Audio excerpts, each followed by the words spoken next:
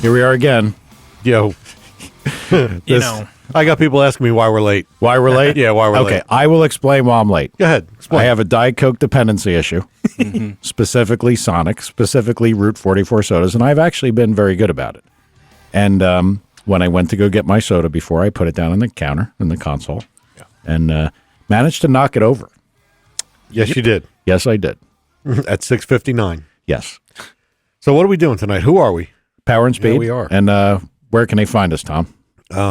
They can call in at 908-751-0211, and I think they should also probably like us on Facebook. There you go. Thanks, Dad. You know, I can bring up one point. Go. Where was our imminent, the sound of an imminent moron coming? Would have been a perfect thing to start this show with. I can't do that. I can't hate on those guys. Yeah, how do you hate on them? And then this is going to be the Subaru show. Because that's Mike's whole life. Come on, Todd. Hater. Yes. And first off, God forbid we have any kind of buzzkill for you over there. Well, I mean, you should be sitting on a plastic mat. I think he is. Yeah. I mean, I just spilled my ice everywhere. Yeah, well, at least mine was from a cup. All right. So, I mean, we have your hero on tonight. My hero? Yeah, Junior. Oh, I thought it was Al. And you talk about Junior constantly, and finally you get to talk to him. Does he know about that poster in your bedroom? Oh, God. So, yeah, we're going to have Junior from JRTuned. Yeah, we are. Also, JJ from AIG is going to call on it. IAG. Yeah. Okay. There goes that sponsor. Yep. I'm a little befuddled because of my soda. Yeah. Not only that, I lost a good portion of it. Yeah. So he's going to be calling in. It was only ice. Yeah, it was mostly ice. Yeah. So I think it'll be pretty good. And actually, Jeff, I did not know, Jeff the fireman, was knocking at my back door. I didn't even know you were coming. Howdy. How you doing, buddy? All right. You've been working on your Impala, right? Impala. It's not an Impala. Well, what is it? SS they call it now, right? Yeah, it's an SS. Chevy SS, yes. Yeah. And blower, you got all kinds of big plans for this thing. Yes. Well, we're going to follow that as Jeff moves forward because he's probably going to be done way before I'm done with my Corvette. Yep. Although I almost derailed the Corvette plans when I found the 818 from Factory 5. Yeah. Yeah. You texted me the picture and we kind of flipped over that thing. Really cool car. Tad, you know a little bit about those things, right? Factory 5 kits. The only thing I couldn't figure out is when I was looking closer at the transmission, the engine that they're showing has a twin turbo setup on it. On the Subaru deal? Yeah, because it's got a turbo on the left-hand side and a downpipe on the right-hand side, too. Okay. When you look at it. I didn't pay that much attention to it. I didn't either. I got off it because, Mike and I were talking about it. I was driving somewhere and, cool car. It's light. 818 is the name is because it weighs 818 kg. Yeah, so it's 1,800 pounds. And the first thing that I thought was so cool about that, I'm thinking Koenigsegg 1. Yeah, 1-to-1. And I know you guys talk about a Subaru making 800 horsepower. I'm like, there you go. For what was the car kit price? Like the kit's $9,500. Yeah, it's like $10,000. Yeah. And I think the coupe is a little more. Yeah, it might be. But I'm like, oh my God. I know. Yeah, you get a donor, you get a motor. You got to be in this thing for less than 20 for a real good one. Right. Yeah. But then the wheels fell off the wagon. So I call him up, and because we're not 21 years old, we got to have some comfort. No air conditioning. Yeah, I call him up. I'm like, well, can you get air conditioning? Oh no, we're working on that. Then it's a race car. It's no. Stop. See, that's the thing. But it's not a race car, right? Because they have race car type versions of that. Yes. But this coupe was like a street car. Yeah. I mean, So continue, Tom, because I know you actually called them twice. I did. So we got past the air conditioning thing because they actually are doing an air conditioning deal that's going to retro back to car number 1. They design everything in CAD so it'll just be backward compatible. So then I don't know why I asked them. Well, no, because I read it. It said you have to use a WRX motor. That's right. And I'll go on record for all the Subaru guys listening. I am not the Subaru guy. Right. I don't know a lot about these things. So I said, Tom, I thought they were kind of all the same. Right. So he says, I call up and he's like, yeah, you got to use WRX stuff. And I said, well, what about the 6-speed? He's like, yeah, the 6-speed would work, but you have to use the WRX controller. And I was like, well, doesn't have one. Well, yeah. I mean, why? And he's like, because the 6-speed won't work. because, and I'm like, well, what won't work about it? He says, well, there's no all-wheel drive. And I went, what? Well, and he's like, yeah, you have to shut off the all-wheel drive. I'm like, okay, well, number one, that's crazy. Why didn't you make it all-wheel drive? That little fact got past me. When I was looking at this car and they're saying, look, you need a donor Subaru, you need this, you need that. I figured, I know. We were talking about buying 2 of them. Yeah. Like, I wasn't even saying 800 horsepower. I'm saying like 600 horsepower, all-wheel drive, 1,800 pounds. It'll be fun as hell. I was right to 800 or better. Yeah, I know you were, because that's you. I wanted to make a 7-liter one if I could. I mean, whatever it took.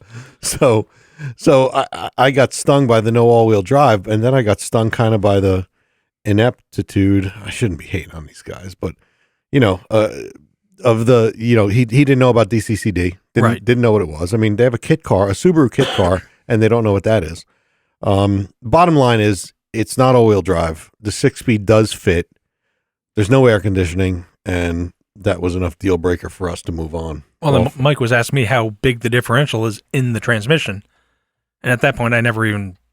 Yeah, my wheels started going. I'm trying to figure out, okay, look, because see, here's the other problem with this thing, is that they said that it makes, like it drives off, I guess it would be considered the front section. Yeah, the transaxle. But in a Subaru, and again, forgive me, Subaru people, that I don't know as much about these things, I probably should, is the front end driving section strong enough to be able to put a lot of power just through the front end? That's a good question. Yeah, because you're putting it in the rear now, so. We can talk. We can ask JJ that. I mean, because we've talked about this with the half-mile crap. Yeah. You got to have all-wheel drive. Well, when the car leaves, it's a fact of life that the weight's going to go backwards. Yeah. And I mean, I think I've seen enough pictures of the all-wheel drive stuff picking the front tires up. Well, yeah. I mean, if you look at CJ's car, the one we're going to talk about tonight, that thing was leaving hard on the rear. Oh yeah. And I've spent a fair amount of time looking at the Factory 5 stuff. And I think we've had this discussion. We haven't had it on here. But neat stuff. Yeah, their supercar deal's pretty cool, but there's like a bunch of mistakes they made with that, too. They didn't call us. No, but I mean, it still looks like a kit car. You know what I mean? Yeah, it does. But for the money, I mean, you're not going to get, a Koenigsegg. You're just not going to get it for 20,000 or 30, whatever they call. I don't even know what supercar costs. One could hope, couldn't you? I mean, I know it wasn't going to be. No, you could hope, but a Koenigsegg. But I mean, a 1-to-1, power to weight, kilogram to horsepower would be. I wonder if we could buy one and take it to Teo or something and have them do the fucking all-wheel drive thing. I don't know. Well, that's Tad and I. That's what we were talking about, because the front, you're driving off the front, so now the output shafts. And I was asking Tad all kinds of questions that he couldn't answer, so one of these guys could. Oh, that's right. Because the motor's in the back. Right. Yeah. So now is the output shaft for the rear axial? Is it in line with the crankshaft? Yeah. And the differential is off, like hanging to the side? Or, yeah. See what I mean? There's so many. You could, flip it all around. Maybe I don't know. But it's just a shame. I mean, you're doing something from scratch. Yeah. I would have rather had the motor be in the front. Yeah. And have it be what it is. Yeah, because you could have a boxer low in the front of the car, low and close to the firewall anyway. I agree. I mean, it'd probably be a cool car. Maybe we're making too much of it. But then the real deal breaker for Mike is you can only put a 255 tire on the thing. Oh yeah, that sucked. I mean, are you kidding me? That's crazy. Look, the guys at Factory 5 should realize that if you're going to build a car, nobody says, well, I think for the balance and for the aspect ratio and we need a little tire. No, look at a Porsche 911 with a big ass fucking tire. Well, under a Porsche 930, flares. a rough 930 with those huge flares but then will the Subaru bearings withstand that? Well, that's the other thing. Yeah. But I mean, I think there's probably so many aftermarket parts for that. You could make it better. But these are design changes. Okay, the 4-wheel drive side, forget about it. That's a project. Adding all and obviously relocating the motor or trans swap, whatever. But the cosmetics, I mean, what? You make the body a little wider, so it'll accommodate a bigger tire. I know. That was all kind of no-brainer to me. Well, on your all-wheel drive thing, you luckily have the connection with a guy with AutoCAD. Oh yeah, on his Windows 98 computer, he can design you something to replace. Yeah, so by like 2340, he'd have something done. But who's got AutoCAD? That was Alan. Oh boy! Oh, jeez. Come on, I'm not going to toll on Alan. No, we can't be. Not that car wouldn't get done in this millennium. So we have who's calling in first? JJ. JJ's going to be calling in. Yeah, he's going to be any second, I would think. Well, I'll keep an eye on the phones to see when he is calling in, and then Junior's going to call. I guess after that, do you have like a time scheduled? You set this up. Yeah, I was talking to him right now. Okay. Yeah, he's going to be like 7:30ish. Yeah, JJ was real good guest. Yeah. He was a real good guest, Real and good, could certainly answer a lot of things for me. Like I still feel like a dork about the air oil separator. Well, it takes oil out of air. Yeah, I just didn't get it. Like why would a Subaru have that? Yeah, Just one of those things. yeah. Junior just he's on the dyno right now. Is he? I give him his Easy, Todd. easy. Well, where's he at? Easy, big dog. Is he out of state as usual, or? Yeah, he's in Chicago. He's Right. at P&L, I guess. Yeah, Todd. If people haven't listened, they don't understand that this is Tad's hero. I mean, Tom makes fun of me for following Adam Carolla, but this is every 5 minutes all we hear about is Junior. Yeah. And I remember he had heard. I think it was the last time JJ was on. We posted the link and he wrote, "Tad, is that you?" LOL. yeah. You definitely tend to leave a lasting impression. Damn right. A mark, if you will. I'm that popular. So what else we got? Nothing that I could bring up that I. Where's Crunch? James was going to call in, and I did see a call come up, but I wasn't looking at the screen, so he was going to call, and he was away. And he has it's a birthday party or something tonight that he kind of can't get out of. It was like last minute thing. Yeah, one of those things. And family does kind of have to come first. Yep. I got no problem with that. So. Absolutely. I don't know. I know he was listening. I sent him the Mixler link. So the only thing is, Crunch, if you're listening, buddy, if you call in after JJ's on, and then Junior's going to call, it'd have to be towards the tail end of the show. But, whatever, just call in and I'll keep an eye out for it. Yeah. So what do you got, Tad? There's no Junior. Oh, my God. He's locked up. I mean, he's used. You're starstruck, aren't you? You're starstruck. No, I just didn't. I thought that we were starting with him. All right. This is probably Crunch. Hang on a second. Yo, Crunch, you there? Hey, what's going on, fellas? What's up, man? What's happening, Crunch? Hey, we sound really good on Mixler. Holy smokes. Yeah, we never get to listen to it on Mixler. So I kind of did the best I could, like playing something back and then listening to the tracks to make sure it was mixed reasonably. Yep. So Right. Yeah, it sounds really good. What's going on, fellas? not much. I didn't know Jeff showed up in here, so Jeff's actually sitting in today. Hey. Oh, So okay. Your seat's not vacant. It's cool. I told Jeff, be careful sitting this close to Tad for this particular guest. Told him to put a condom on the mic. Oh. Hey now. Yeah. I had a good weekend. I went to Fayetteville drag strip, saw a lot of grudge racing for cash. So props to Joe Gray and Larry T for that event. And got back to New Jersey on Sunday with 31-degree weather to find out that Andy Harris, who we call Flex, he's called in a couple times, hit the wall with his pickup truck. Ooh. Yeah, so. And that's a pretty fast ride. I mean, without saying anything, that's a pretty fast ride. Yeah, small block, all motor.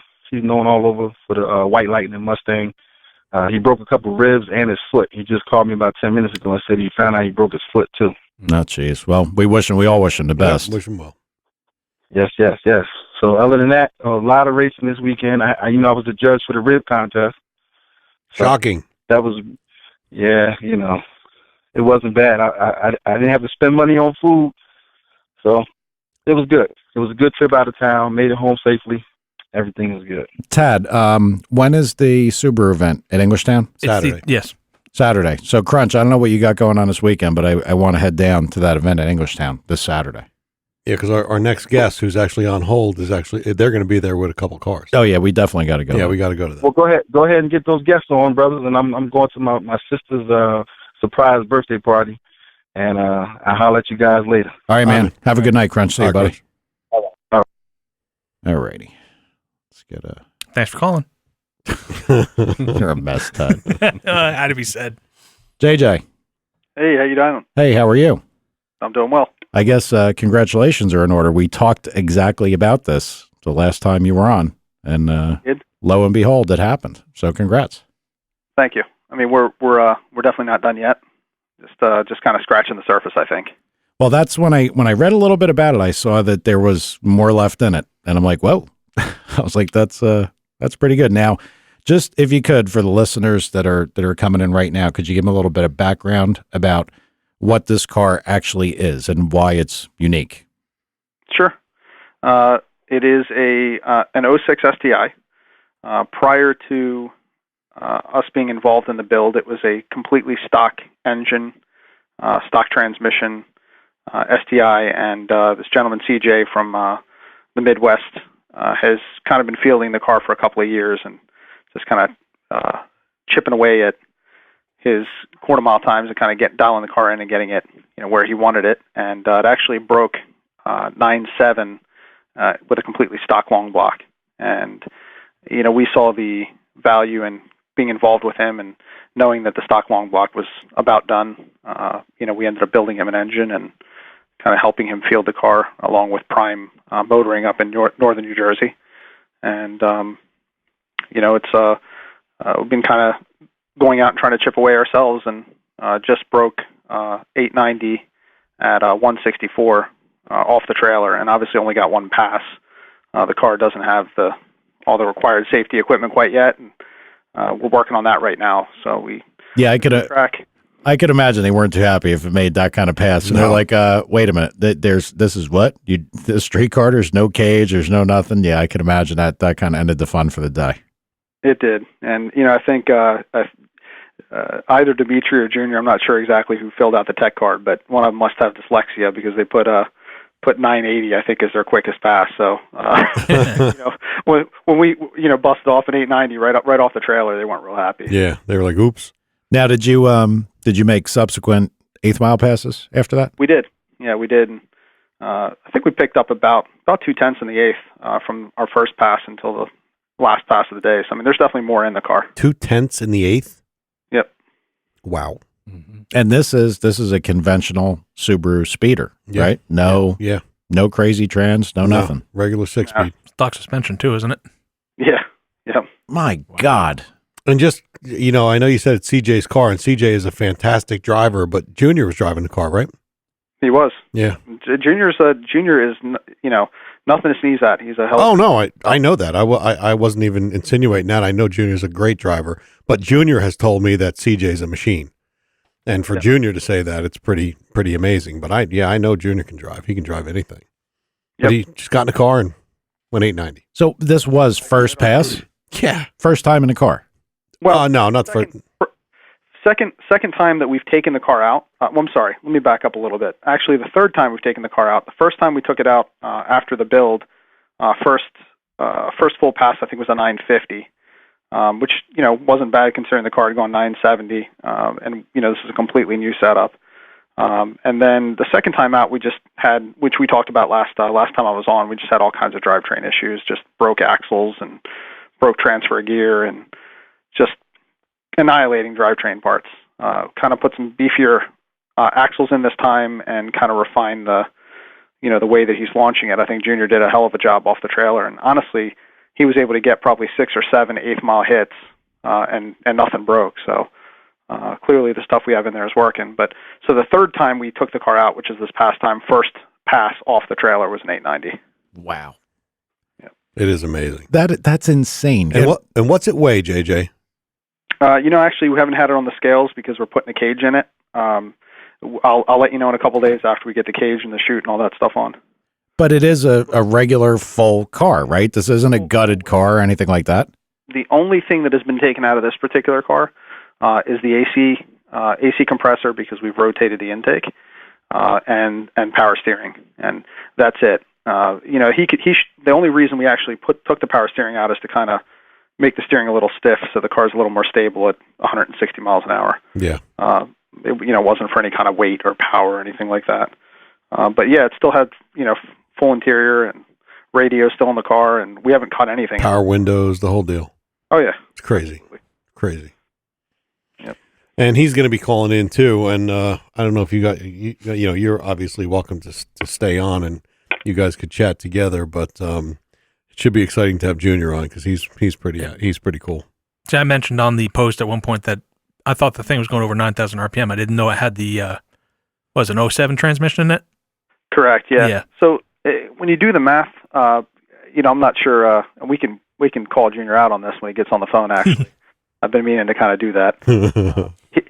He's telling me he's spinning like 8,600, but I think he's probably a little bit closer to maybe 8,750 or 8,800 by the time he gets to the end of the track. We're on a 27-inch tire, the '07 gear set, which is a stock gear set, and I'm figuring about 8,750 or 8,800. Roughly. So it goes through in fourth gear and with the '07 trans? Yeah. Correct. Yeah. Wow. Well, see, I did learn something because of our Factory 5 discussion about this 818. I asked Tad the other day, we were talking about it, like trying to figure out how we could make this better. Like this is kind of an outside of a car that, was pretty neat, and we could put a nice 800 or 900 horsepower in. How can we make this work? Yeah. So Tad had brought up the fact about this thing going through in fourth gear, but fourth gear isn't a direct. I mean, according to the ratios, it goes out at what was it, Tad? Like 1 point something? Yeah, the overdrive was 1.038 if I remember correctly. So are these transes like always driving through a jack shaft? They are now. I mean, they're so. Yeah, there isn't a 1-to-1 anywhere. Like none of the ratios are 1-to-1. I mean, there is an input shaft and obviously a counter shaft. But the counter shaft is the pinion and also drives the center diff. Okay, All gotcha. right. Now I understand. All right, that makes a little more sense. Yeah, The center diff, and for argument's sake, what you would call the transfer case is actually built onto the back of the transmission. Okay. You know what we ought to do? We ought to buy an 818 and do a collaboration between us and Manly and IAG to make the thing all-wheel drive. What it should be. What it should be. My buddy Jeff just told me, he's looked at it. He says you flip the motor around, you put a diff in it. He says it can be done. I think there's things that could be done, but you see, while we got you on the phone, how strong is the front differential? Like if you're going to try to run on one of them on its own. I mean, this is completely off the subject. No, it's a good question. We were talking about these, Factory 5 818s, which looked pretty neat at first brush. And then when you look a little further, you're like, oh, it's not exactly what I was looking for. Yeah, they're cool cars. We I'd looked at them back whenever they debuted SEMA, maybe 3 years, 2012, 2011, 2012. Yeah. It's neat. But it's square. It's a box channel frame. There's no real tube other than the hoops that are kind of behind you. So it's kind of cheesy. I don't know. It's not my thing. Yeah, we were just thinking about something like insanely light, but you first look at it, they say you transplant all the Subaru parts into this. We're figuring all-wheel drive. Yeah. And then you find out that there's a lot more to the story than that. Yeah. Yeah, it basically uses a spool in the rear in place of it uses a 5-speed tranny typically, and it uses a spool in place of the transfer or the center differential, and then it has an end plate that just caps off the back of the tranny, so there is no tail shaft. It just uses the front differential to actually drive the two axles. Yeah, well, I called them, and you could actually use a 6-speed now, but there is a lot to be desired in that car. Although they, I don't know if they came out with a coupe version, and it's really a cool looking car. Yeah, for $8 or $10 it is. I mean, but don't expect that you're going to buy it for $8 or $10 and finish it for another 5 or 6. I mean, you're gonna have $30,000 in it by the time it's all said and done. Oh yeah, we said 20 something, but yeah, I was figuring you would know better. Yeah, I was figuring 30 to 40 by the time you're done, because that's the other thing too from a car guy's perspective. They're like, oh, we can buy a junk Subaru and take all the parts off it. Well, you're going to put new stuff in any place that you wanted. Well, enough of the factory failure guys, because I'm really not happy with them. I was all excited, and then I kind of rain on my parade. So this particular car that we're speaking about utilized one of your closed deck blocks? Yes, it did. Nice. We actually, and we haven't even posted pictures yet, but we actually did take it apart this week just to kind of see how the engine's holding up. And I got to be honest, I didn't even get a chance to call you today, Tom, to kind of fill you in, but we don't have to replace a single part inside the engine. I mean, everything is perfect. Rings, pistons, rods, the crank is straight. I mean, we expected at least maybe a bent pin here or there, but I mean, this thing is just perfect. That's amazing. Gasket sealed perfectly. we'll be posting pictures in the next couple of days just to kind of show people we do like to take apart, kind of newer stuff when we're beating the heck out of it. Yeah. And that's up in it's holding up. And that's in the 1,000 wheel horsepower range, somewhere up there. I would say he was probably just boost wise. He's probably in the 925 to 950. Junior could probably shed some light when he comes on. Yeah. But probably in the 925 to 950 range. The last time we had it out. That is amazing. Yeah, that's what I mean. There's more left in it. Yeah. And that's, geez. Yep. I don't want to talk smack, but, we have some goals in mind. So, yeah, I bet. So what else is going on at IAG? What do you got going on new since we last talked? Anything? Honestly, been kind of engrossed in this whole drag racing bit. It's not really, hasn't been our thing in the past, but we are trying to take it seriously at the end of the season, so we kind of know what to prepare ourselves for over the winter. For this event coming up next weekend, we'll definitely have CJ's car out. If we have enough time to get Junior's car, the safety equipment in Junior's car, we may bring his car out as well. But yeah, that's kind of what we're doing now. We're working on the cage, and we got the chute mounted Saturday rather, and working on the cage now. So hopefully in the next couple of days we'll be putting his car back together and loading it on the trailer and heading up to Englishtown. See, the parachute really blows your sleeper status. Yeah, the parachute kind of negates that. It sucks, but you know what? Gotta have it. Is going out and doing one pass and being told you got to wrap it up. Yeah. No doubt. It sucks, but not as much as having to wrap it up after one pass. From that perspective, was there anything that you didn't meet the requirements for in 8th mile testing? No, we were good there. All right, yeah, because I don't even know. Again, out of this loop enough to not know what they do and don't require. Yeah. So if the 8th mile side is really, that makes it. I think it's a mile an hour thing. Is it? No, maybe not. On the 8th or no? Well, the chute used to be 150 years ago. That's quarter. Is that also supplied to 8th? Well, I would imagine if you're going 150, they don't really care where you're going, Tad, because it's someplace before the end of the quarter. Oh, we could have Alan fill us in, but you know what I mean. So I'd say, yeah. No, I guess I could understand. I was just wondering if there was anything that they could complain about in the 8th mile passes. But at least that worked out good. You got to be able to make sure that 60s could come to where you wanted them to be, and geez, picking up 2/10. Oof. Wow. Well, that is what was it, 60 foots, like 1.4 or 1464 on the 90 run. That's still stock suspension and everything. So, and were the tires like dry? I don't remember if those are the dry rotted tires that they threw on there, or those are newer slicks. They're newer slicks. They are still DOTs. They're not slicks actually. All right. I think they're ET Streets or something like that. Did you say dry rotted? Somebody with one of the older 9-second cars, they said they just threw on a set of tires laying around or something. What was this, Facebook gossip or something? Oh, Junior gossip. It must be true on the internet, right, Pat? Yeah, well, it's on the internet. It's got to be true. All right, Pat. Jesus. This is kind of what we deal with. A gentleman by the name of Jeff Chang, who I understand is a Subaru guy. Yep. Just wrote in at 630 in the 8th requires everything you would need at 999. So I did not know that. Jeff would know. Jeff's the fastest. He's got the fastest Subaru on the West Coast, and he builds his own stuff. He's a good dude. Now we have a call. Do we happen to know? That's probably Junior. It's probably Junior? Yeah. All right. Probably. Hang on a minute. JJ, let me see if I can bring Junior in. Is this Junior? Hello.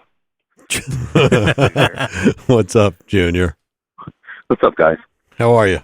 JJ is also on with us. We Hi, JJ. So I guess first, before Tad, starts to lose his mind over here, I'd say congratulations because it's a hell of an accomplishment. And thanks.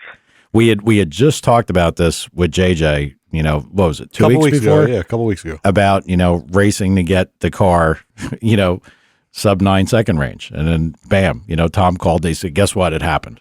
Yeah. So yeah, I know it's a hell of an accomplishment, especially with the requirements of what that car actually is, because that is pretty damn close to a full-on street car. It's got a regular trans. Yeah, It is a full-on street car.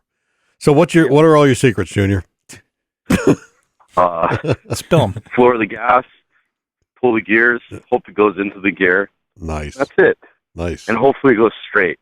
That's the key. Make sure the car goes straight. Wow. Now, how much of a handful was that thing to drive at that kind of pass? Wasn't even too bad. Mainly because I've been beating the crap out of my 15 that runs similar times a lot. Like probably taking it to the track 10 times in the last 2 months. So the seat time was there. It was just, I don't know, just hopped in and went. Wow. It wasn't too bad at all. Yeah, and from what we understand that you have driven the car before, but like this was the first pass, like right out of the trailer. Yeah. Yeah. I'd actually never driven CJ's car ever in my life. Oh, really?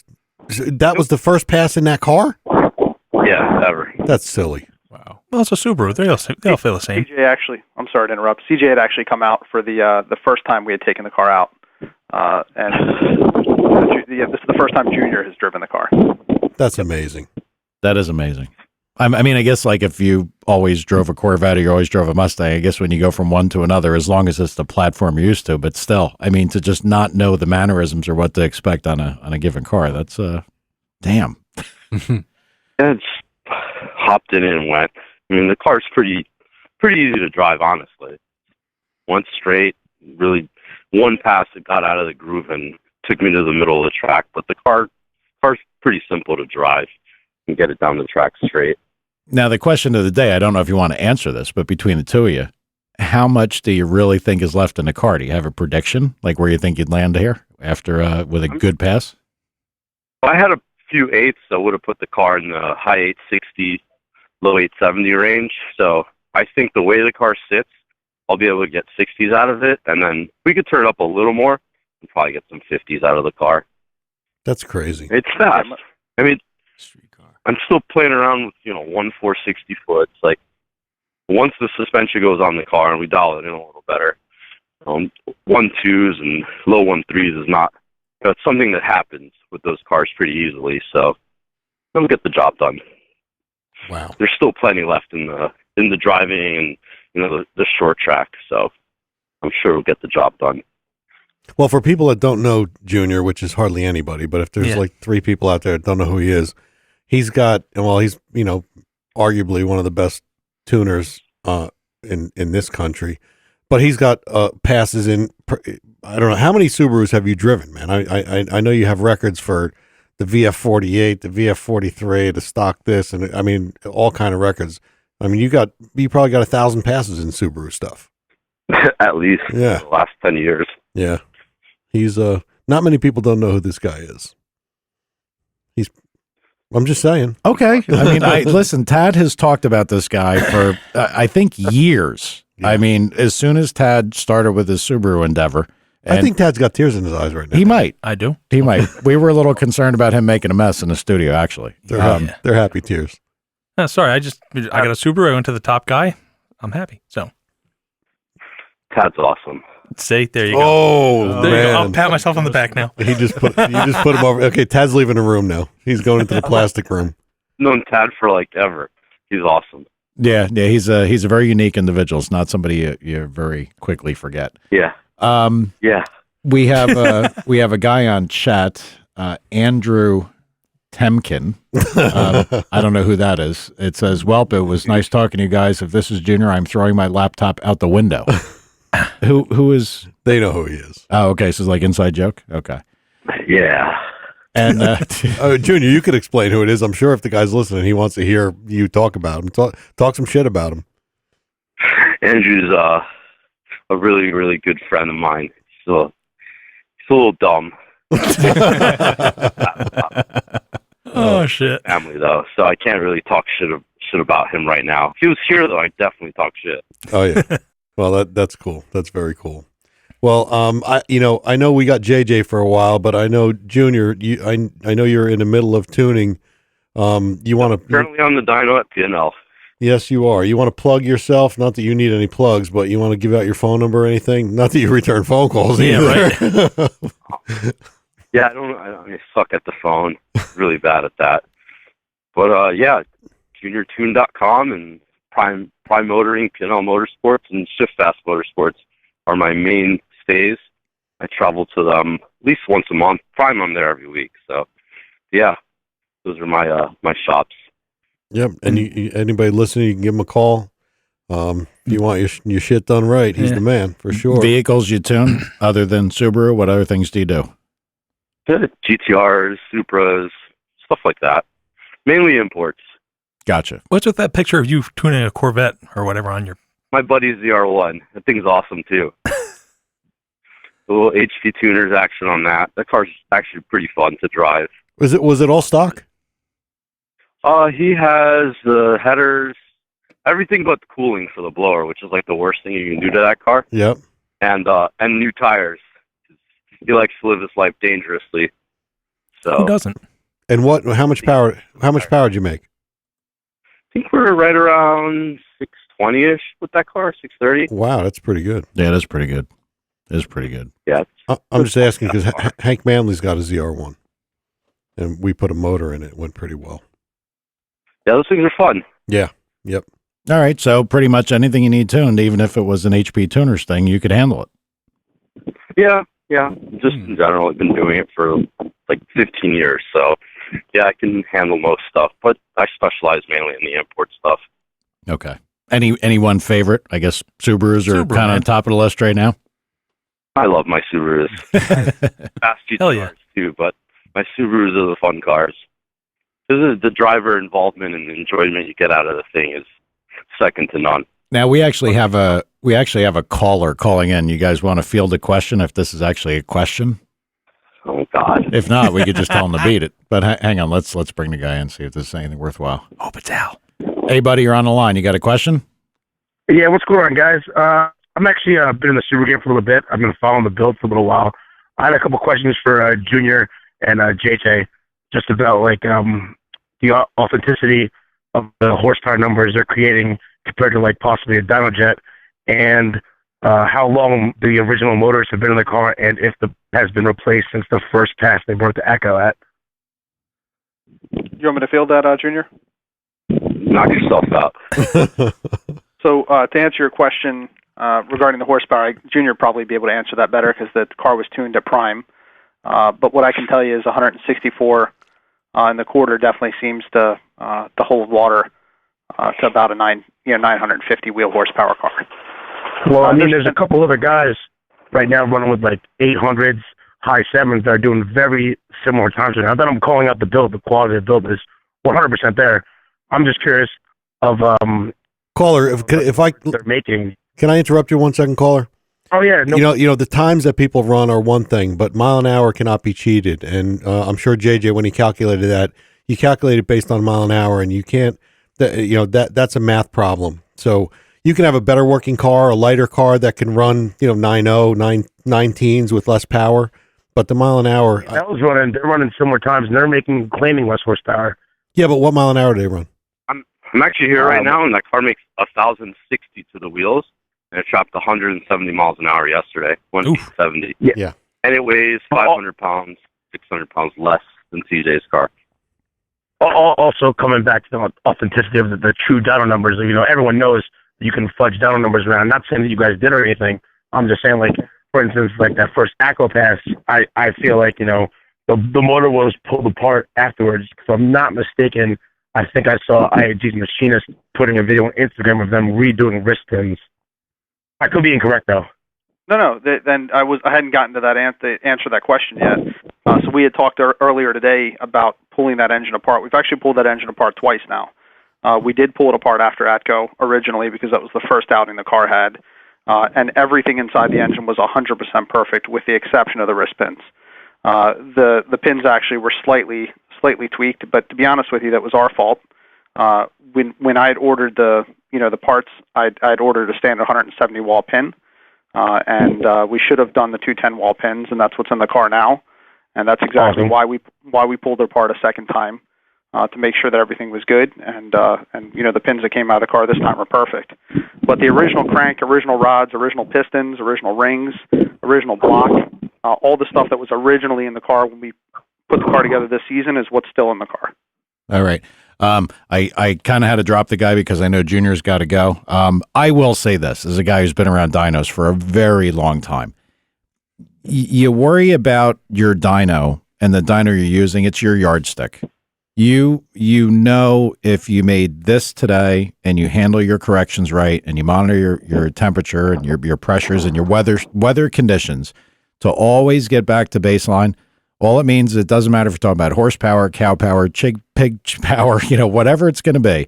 If you made more today than you did yesterday and your results are repeatable, that's all that matters. Yep. And that mile per hour that, it went, that is kind of accepted. And like Tom said, you take an NHRA super stock car, they'll out, that calculator keeps getting redefined. Yeah, because they'll out ET anything, and the mile an hour doesn't show up. But mile an hour, mile an hour horsepower is like a time to speed dyno, like an inertial dyno. You can't cheat it. Yes. Absolutely. Yep.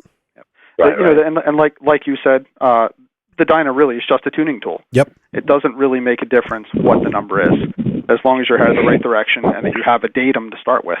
Absolutely. All right, Junior. So, sorry, JJ. Sorry, Junior, you got to go? Care about what runs.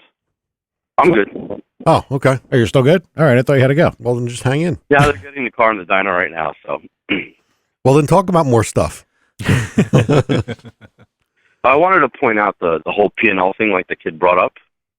That car, in fact, makes 1,060 wheel horsepower. I tuned it myself, and the car trapped 170 yesterday, weighing 600 less pounds than CJ's car. So. Well, is there some kind of look, I always take from the engine side of things, and whether it's right or wrong, you kind of, I don't want to know, say gravitate towards what you're used to using. I used a Superflow. That's what I used. Yep. I knew that if a guy had a decent working dyno room, had a properly dead-weighted dyno, and did his weather station stuff within reason, whatever my motor said here, we could take it to the guy's shop, and it would be within 0.5%. It was that good, as long as the rooms were compatible and everything was good. Yep. So are people are they using a benchmark dyno from is this an internal dyno wars thing that the guy would even ask those questions? I mean, because the mile per hour really does speak for itself. That's all that matters. Well, the problem is there's a lot of local dynos, Mustang dynos, that they'll show a 700-800 horsepower car and the thing will barely trap 130 miles an hour. So everyone's always calling out the Mustang dyno owners just because they actually can be easily manipulated to read high or low. I mean, the joke's on the user themselves that they're doing that on the dyno. Right. That's not a game we like to play, which is why it was so important for us to back up that number with a mile an hour, which I think we did pretty good with. Yeah. So, Oh, yeah. Yeah, I would say so. And I don't know if that guy, and that is the risk you run when you put somebody in. You don't know if the guy's going to ask a good question, bad question, or a controversial question. As far as I'm concerned, from my side of it, the thing went as fast as it went. That's kind of I don't care whose dyno it was on. Doesn't matter to me. Don't matter. right? Dyno number doesn't mean anything anymore at that point. No. And the dyno number is what you usually look at after it passes on the track to know how close you are to where you think you should be, because everybody knows the type of dyno they use. You know how good you can. Once in a while, you can surprise yourself, but it gives you a target. It gives you an endpoint. Yep, no doubt. Right. Well, I mean, Really all it is. I put a car in the dyno, I look at the graph, I look at the number, and since I don't mess with the actual number, I know more or less what it's going to run at the track. It's simple as that. And a lot of these guys don't really see that nowadays. You have 400 horsepower stock turbo cars, which is unheard of on a Mustang dyno, but people somehow manage to do it, then go to the track and they trap 108 with it. Right. Trapping in the 120s at that point. Yeah. And the guys that cheat the dynos think they're doing something because they put a piece of paper up that says 400, and everybody that knows, everybody knows. yeah, you're kind of kidding yourself. Yeah. I mean, we know that, and don't get me wrong, the opposite does hold true. I think JJ and I discussed this last time, that sometimes you give somebody something and you want it to live up to its potential, and there's so many other outside factors that keep the thing from living up to its potential. And then those are usually the guys that'll say something like, "Oh, your dyno's no good." Yeah. Well, no, your car kind of sucks. Exactly. Or the driving. Or either one. Yep. You definitely have to get all the all the stars to align, and I think that we're headed down that path. I think that's kind of the point, is that we have a recipe that seems to work pretty well. Now, And go ahead. I'm sorry, JJ. Go ahead. Continue. No, I was just going to say that, and that does matter, like you just kind of talked about. You can have one part that doesn't kind of mesh well, and I'm sure Junior can tell you this, one part that doesn't mesh well, and all of a sudden, even though it's all the same other parts, the car makes 60 or 70 horsepower less. Yep. Well, you guys did it right. You put a really good team together. You made a lot of really good choices, and it proves out at the track. It really does. I have a question on the wrist pins. Were the things in the caller was talking about? They were 170 wall. Are they like a taper wall pin? I mean, how are No, it's a straight wall. they're a straight wall pin? Yeah. Really? Okay, so Yeah, they're a straight wall standard pin. They're the same pins that really are used in all of the off the shelf pistons. I mean, honestly, like I said, the error was ours. I can't blame anybody but ourselves. We should have ordered the extreme pins and we didn't. But frankly, we didn't really know what to expect. I mean, this is all the reason that we are very much and the reason I kind of take a little bit of offense to the phone call is that I'm very, very open and honest about everything. You can ask me a question, I'm going to give you the straight answer. The reason that we take we've taken the engine apart twice is because we want to know what's happening inside that engine, because I'd rather deal with it in a controlled environment right now, not at the track, not when we're relying on the car to actually make the passes, on the weekend. That's why we've taken it apart twice. And I could vouch for that, because that's why we use IAG and JJ for R&D, because that's the kind of guy we need. We needed somebody with that kind of, work ethic and, the honesty that we require to show the R&D that we do, produces. absolutely. I mean, we learned stuff using your pistons and rods, from Manley, and we learned that like the 2-barrel pins, without knowing it, they just were getting a little beat up in what we did. And it's not because the pin was bad, but it was a wrong application. And after you make a bunch of passes on it, and then you take a look and you're like, oh, we're going to have to go up one notch. But I mean, like you said, I mean, look, that guy, I mean, I don't know, couldn't tell you if the guy was trying to start trouble or he was just looking for an answer that he had a question, or like, oh, did you have a wrist pin problem? And I'll tell you, like, it's some conspiracy. Look, anybody with half a brain certainly understands that you take a look at what you got so you don't turn it into a box of parts. You know what I mean? Especially after something like that. Well, anybody that knows me knows that I'm transparent. I have nothing to hide. If you want to call me and ask me, what any engine that we pulled apart looks like, I give you the straight answer. Yeah. We can all benefit. And the thing is, when we pulled that engine apart, I was actually excited to find something bent, because the reality is we learn from it. You don't learn from stuff when you take it apart. And Oops. Junior, you still here? I'm here. All right. We just lost JJ, so you got to finish the sentence for him. Quick, hurry up. I'm kidding. Oh, damn. Yeah, it just stopped me, and he's still connected. He might even be able to hear us. I don't know what happened. It just dropped. Yeah. And I'll bring a little thing. The Jeff guy again, Jeff Chan, wrote, and I am the test mule to find out how to break stuff. He really is. Yeah. He's our West Coast guy, but I say that West Coast, he's been testing our stuff for a long time, and he does pound it, and he goes fast. And I'll tell you one thing. Well, we talked about him before. He does all his own stuff, builds his own car, and he's pretty impressive. Him and Junior go back and forth, arguing a little bit. I just mess with him. I know. He's always talking shit. I know. All right, we got JJ back. What happened, buddy? All of a sudden you were gone. not really sure. I could still hear you guys. Yeah, no, it's wonders of telecommunications. Yeah, I hear you. Oh. So anyway, that was a time for crickets. Yeah. A little bit of uncomfortable side. Well, because I didn't know if everybody was done talking. Because see, what people don't know when they listen from the outside, there are uncomfortable delays that will occur, like when you've got two phone callers coming in and going through the processing. So it is a little bit of a balance act. Yeah, no doubt. All right, well, Junior, you got anything else? Oh, I'm good to go. Well, we really appreciate you calling in. And I know Tad. I know Tad does. Well, yeah. Tad, do you want to say anything to Junior? Yeah, Junior. One day, try to explain to Tom how the 2 liters are so much better to drive around with on the street. You know, I can't do that. Until a 2 liter goes fast. Ah, come on. Well, you had that one that did low 10s, didn't you? EJ 207. Yeah, but so what? You know, we're going to the A's. We're running to the A's, but that car's running almost the top of the track. So when that starts happening with the 2 liter, we'll go down that road again. well, let me put it this way. Then tune it right, man. Oh God, Tad. Do it. He see what happened is you came on and Tad just went to pieces. Yeah, he lost it. He's like a little schoolgirl, like giggling over there, and he's making he's a mess. But all right, Junior, thank you so much for calling, buddy. And Thanks for having me, guys. Hey, tell Paul I said hello. I will. And I mean, all of us, I think, for the most part, as far as I know, everybody's going to go. Well, if you're going to be at Englishtown, we'll see you down there. Yep. Oh yeah. Awesome. See you guys there. All right. Bye, See you, Junior. Thanks, Junior. All right. Bye-bye. Bye. Thanks for calling. Oh, Jesus, Ted. JJ, you still there? I am. Yeah. No, he's an interesting individual, no doubt. He's a good guy, and when you meet him in person, he's hard not to like. He really is. Then you'll see the real Junior. And so is JJ. Yeah. JJ is impossible not to like. Now, JJ, are you actually going to come up for the Englishtown event yourself too? Of course, yeah. Okay. Of course. Awesome. We All right. we try to make it out as much as we can to make sure we're supporting the guys. So, I guess business is still booming for you. I did see. I saw an email, not an email, a post from Rick, where he was talking about his Outlook posts.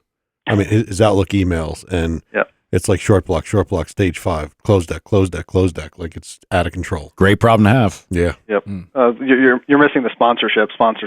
Well, no, dude. You know what? I wish I could feel for you, but I can't because I would bet we get more than you do. Still, we just talked about that. Yeah. Did we? I'm sure you could give away everything you make, and I know we could. Yep. But Well, I like how he's doing the solid deck and stuff because I used to follow that stuff. They were doing that down in Australia, and then it just fizzled out. And now he brought it back into play. Yep, and they did it right.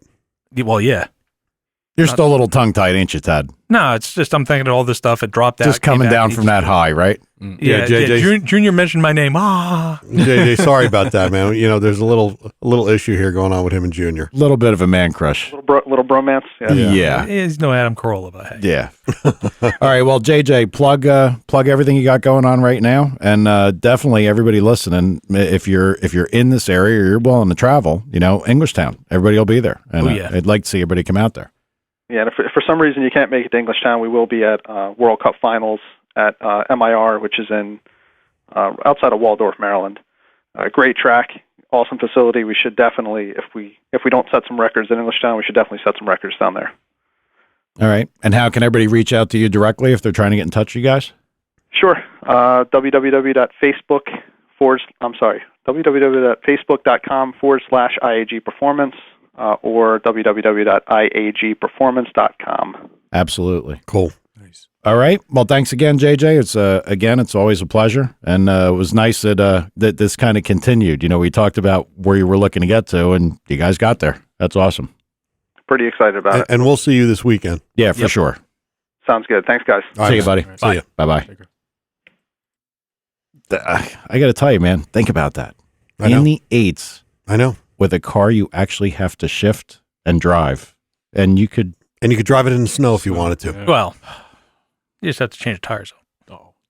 That really makes a Corvette guy just crazy. His ass just shrivel up. It's just well, dude. Think about that car. I mean, you've seen the picture. You posted it, and think about it without any stickers, driving next to you on the highway. Oh yeah, and then just eating your lunch. Yeah, and I mean, you couldn't push on the gas pedal hard enough, you'd break your knee. That's one of those things that you leave with the guy and you watch him drive away and you just push the clutch and quick shift over to 4th and then 5th and then 6th and be like, I don't know what just happened. I wasn't racing this guy. Just kidding. Yeah, just kidding. Yeah. See, I like the fact that they're doing it on the stock trans. Yeah. Without, because I'm used to the 5 speeds all shattering and all that crap. I like the fact that Junior told you you're retarded for talking about a 2-liter.